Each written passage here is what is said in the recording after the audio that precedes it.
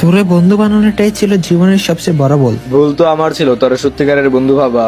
ভুল যখন ছিল আজ থেকে নিজের চেহারাটাও দেখাস না। আরে চেহারা তো দূরের কথা, ছায়াও পাবি না। যেখানে সম্মান নাই ওইখানে বন্ধুত্বও নাই। হয়েছে, যা যা, বন্ধু ছাড়া মনে হয় মরে যাব। কিছুক্ষণ পর আরে কি হয়েছে, বাইক থামালে কেন? আরে বুঝতেছি না, হঠাৎ বাইক অফ হয়ে গেল, মনে হয় নষ্ট হয়ে গেছে। আরে একটু জলদি দেখো না কি হয়েছে, বাসায় আম্মু ওয়েট করতেছে। আচ্ছা ওয়েট করো। হ্যালো বন্ধু, আমার না বাইকটা হঠাৎ নষ্ট হয়ে গেছে রে। কই আছিস এখন? এই তো ফ্যাক্টরির পাশে। দাঁড়া আমি আসতেছি। কিরে মনে পড়ছে আমাকে?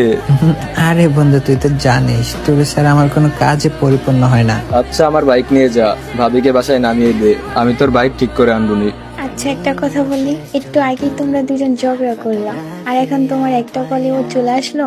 দেখো, হাজারবার ঝগড়া হবে আমাদের, কিন্তু আমার বিপদে আমার বন্ধু পাশে থাকবে না, ওইটা কখনো হবেও না। আসলে তোমাদের ছেলেদের বন্ধুত্ব অনেক জোস। তোমাদের জায়গায় আমার বান্ধবী হলে 1 বছর ধরে কথা বলা বন্ধ করে রাখতো। এটাই আমাদের ছেলেদের বন্ধুত্ব। হয়তো আমরা এক মায়ের সন্তান না, কিন্তু আমরা আপন ভাইয়ের চেয়েও কম না।